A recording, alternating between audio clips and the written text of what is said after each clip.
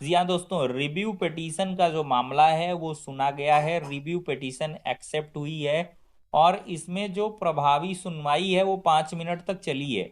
और 5 मिनट की सुनवाई में देखा जाए तो माननीय सुप्रीम कोर्ट के द्वारा ये स्टेटमेंट दिया गया है कि हमने ऑलरेडी इस मैटर पर 2 साल का टाइम दिया हुआ है। मतलब 2 साल की हमने छूट दी है कि अभी तत्काल प्रभाव से किसी को भी सर्विस से नहीं निकाला जाएगा। और 2 साल का ऑलरेडी हम रिलैक्स दे चुके हैं।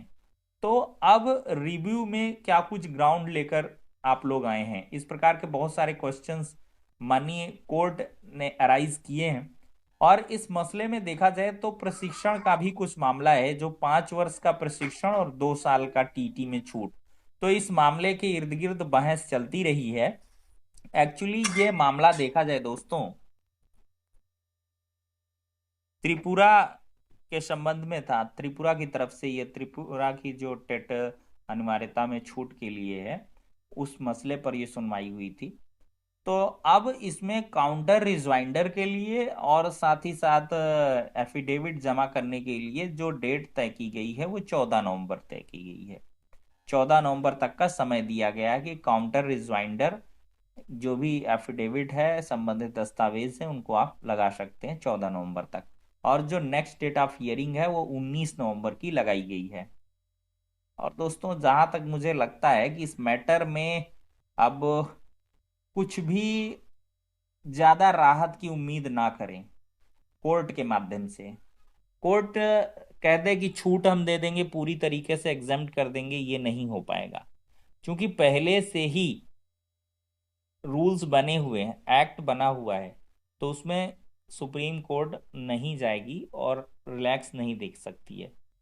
तो इस वजह से ज्यादा तो उम्मीद नहीं करेंगे इस केस से। लेकिन जो अगली सुनवाई है वो 19 नवंबर की तय की गई है। बाकी रही सही बात देखा जाए तो दिल्ली के जंतर मंतर में इकट्ठे हो रहे हैं पूरे देश भर के टीचर्स। देखिए, टीटी के मुद्दे पर 24 नवंबर को दिल्ली कूच करेंगे शिक्षक। अखिल भारतीय प्राथमिक शिक्षक संघ की बैठक में घोषणा हुई है। 15 अक्टूबर को लखनऊ में बैठक कर रणनीति बनाई जाएगी।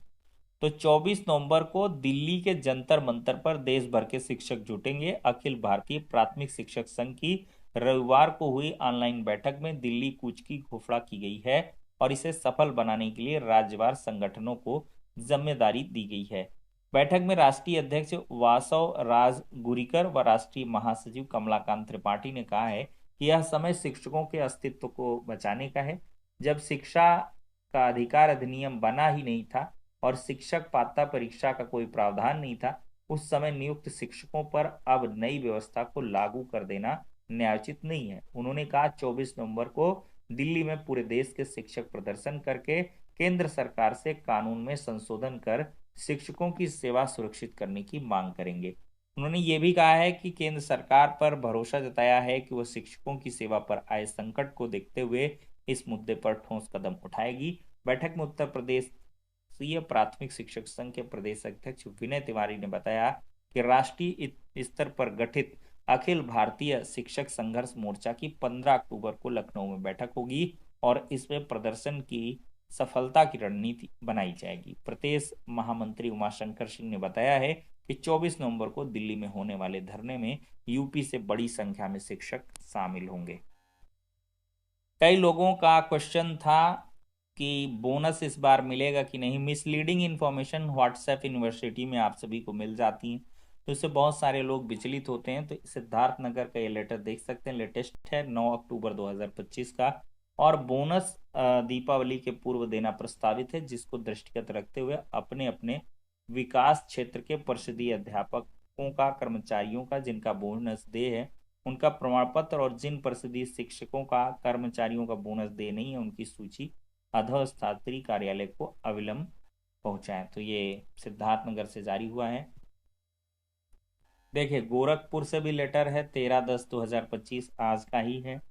और इसमें देखिए 2024-25 के बोनस को जारी करने के संबंध में चीजें बताई गई हैं। अब एक मन में कंफ्यूजन है, परिषदीय विद्यालयों में जो शिक्षकों का समायोजन किया गया था, क्या वो समायोजन निरस्त हो रहा है? तो दोस्तों ये समायोजन उन्हीं जगहों का निरस्त हो रहा है जहां पर समायोजन के बाद विद्यालय एकल या शिक्षक विहीन रह गए थे, तो उनको अपने मूल विद्यालय भेजा जा रहा है। बाकी की स्थिति में कोई ऐसी बात नहीं है।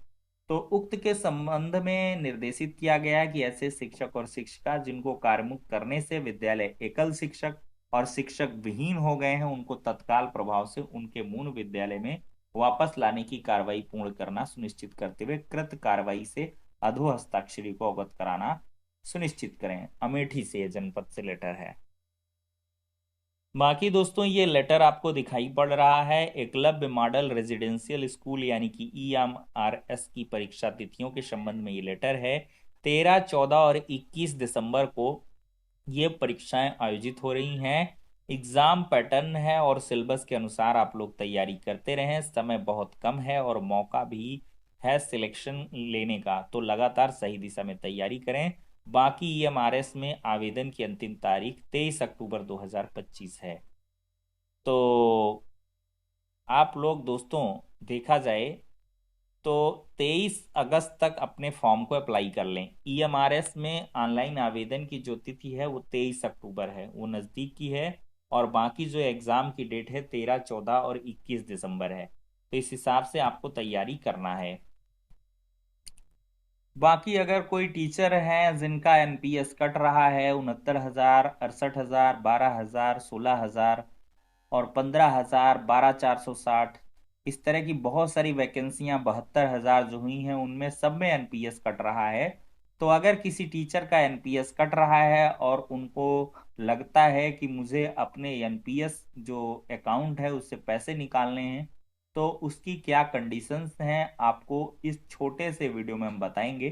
दोस्तों देखा जाए तो आप लोग अपने NPS को, जो जमा निधि है आपकी खुद की, इसको समझिए।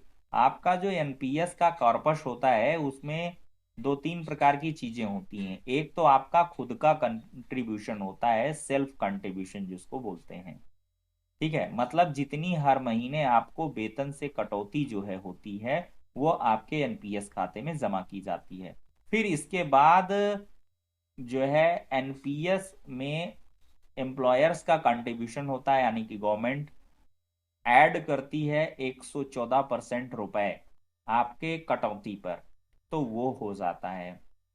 और फिर इसके बाद ये दोनों का जो मतलब पैसे हैं इनको ऐड करके आपके एडेड वैल्यू में, यानी कि 1 लाख रुपए आपका है, 1,14,000 गवर्नमेंट ने ऐड किया, कार्पस कुल हो गया 2,14,000 का। 2-3 साल के लिए निवेशित रहा तो इसमें 8% न्यूनतम की दर से अगर आपका बढ़ता ही है, 8% के हिसाब से आपको ब्याज मिलता है। तो 8% के हिसाब से जो आपका प्रॉफिट हुआ तो वो सब ऐड करके आपका NPS का कॉर्पस बनता है। तो इस पूरे कॉर्पस में जो आपकी कटौती है उसका मात्र 25%, मैक्सिमम 25% ही आप निकाल सकते हैं।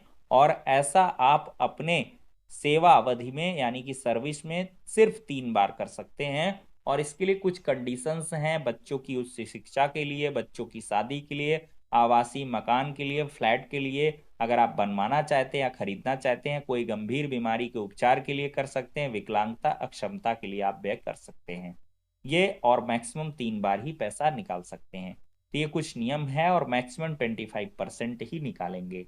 और आप लोगों को निकासी फॉर्म को भरना होगा और उसमें डिक्लेरेशन देनी होगी। NPS रिकॉर्ड कीपिंग एजेंसी को उनके नोडल कार्यालय के माध्यम से निकासी अनुरोध को आप प्रस्तुत करेंगे। और गंभीर बीमारी से अगर ग्रसित हैं तो परिवार के किसी सदस्य के माध्यम से ग्राहक की ओर से निकासी का जो अनुरोध है वो किया जा सकता है। तो ये कुल मिलाकर बहुत ही इंपॉर्टेंट इंफॉर्मेशन है जो आप जो भी अपने परिवार के हैं, मित्र हैं, यार हैं और जिनके NPS का डिडक्शन होता है न्यू पेंशन सिस्टम के तहत, उनको आप ये जानकारी उपलब्ध करा सकते हैं। तो इस वीडियो में इतना ही, काफ़ी इंफॉर्मेशन हमने इस वीडियो में दी है। वीडियो को ज़्यादा से ज़्यादा लाइक एंड शेयर करें और चैनल को सब्सक्राइब करके रखें, क्योंकि ऐसी इंफॉर्मेटिव वीडियो हम लगातार लाते रहते हैं। तो ठीक है दोस्तों, नेक्स्ट वीडियो में मिलते हैं।